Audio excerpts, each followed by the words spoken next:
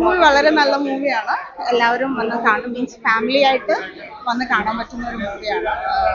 School ലൈഫിൽ ഉണ്ടാവുന്ന ചെറിയ ചെറിയ പ്രശ്നങ്ങൾ നമ്മളുടെ എങ്ങനെയൊക്കെ ബാധിക്കാം എന്ന് പറയുന്ന ഒരു എലമെന്റ് കൂടെ മൂവിയിലുണ്ട്. പിന്നെ വെൻസിയുടെ പെർഫോമൻസ് വളരെ നന്നായിട്ടുണ്ട്.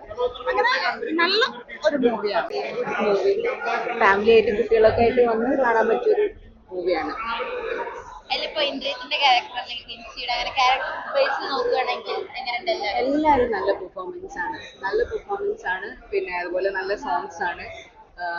നല്ല ഒരു ഫാമിലി എന്റർടൈനർ തന്നെയാണ്. ഇഷ്ടപ്പെടുന്ന ഒരു പടമായിരിക്കും. നല്ല ഹ്യൂമർ ഒക്കെ ഉള്ള ഒരു പടമാണ്. ത്രൂ ഔട്ട് നമുക്ക് ഒരു ഫീൽ ഗുഡ് ആയിട്ട് കാണാൻ പറ്റുന്ന ഒരു പടം തന്നെയാണിത്. എല്ലാവരും കാണുക. ഇന്ദ്രിയത്തിന്റെ ഹ്യൂമർ ഒക്കെ അടിപൊളിയായിട്ടുണ്ട് അതിനകത്ത്. മൊത്തത്തിൽ ലൈക്ക് ഞാൻ ആക്ടേഴ്സിനെ കുറിച്ച് പറഞ്ഞില്ല. ആക്ടേഴ്സ് എല്ലാവരും ലൈക്ക് മെയിൽ ആർട്ടിസ്റ്റുകളും എല്ലാവരും നന്നായിട്ട് തന്നെ ചെയ്തിട്ടുണ്ട്. നമുക്ക് ആ സിനിമയ്ക്കുള്ളിൽ ഇരിക്കുന്ന പോലെ ഫീൽ ചെയ്യും. നമുക്ക് എല്ലാവരെയും ലൈക്ക് അങ്ങനെ ക്യാച്ചിങ് ആയിട്ട് പ്രത്യേകിച്ച് എനിക്ക് ഫീൽ ചെയ്തില്ല. അങ്ങനെ എല്ലാവരും നമുക്ക് റിലേറ്റബിൾ തന്നെയാണ്. നമ്മുടെ കൂടെ തന്നെയുള്ള ക്യാരക്ടേഴ്സ് ഒക്കെ തന്നെയാണ് ലൈഫിൽ ആ സിനിമയിൽ കാണിച്ചിരിക്കുന്നത്. കോമഡിയാണ് മെയിൻ ആയിട്ടുള്ളത്. Thank you so much. ഒരു decent family one time watchable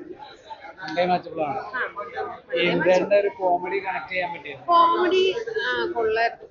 ഇപ്പൊ റീസെന്റ് ഇറങ്ങിയ പടത്തിനെക്കാട്ടിലും കോമഡി ഉണ്ടായിരുന്നു. ഈ പടം ഇഷ്ടപ്പെടാനുള്ള ഒരു മെയിൻ ഫാക്ടർ എന്തായിരിക്കും? മെയിൻ ഫാക്ടർ എനിക്ക് തോന്നുന്നു ഇപ്പോഴത്തെ ഒരു റീസെന്റ് ഇപ്പൊ ഈ മാരേജിനോടൊക്കെ എല്ലാവർക്കും എതിർപ്പാണല്ലോ.